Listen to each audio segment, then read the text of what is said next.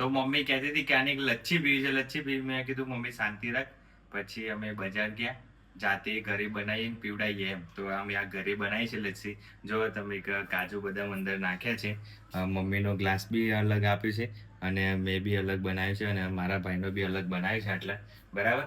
તો અમે અત્યારે લસ્સી બનાવી છે. મમ્મી ટેસ્ટ કરશે. બરાબર.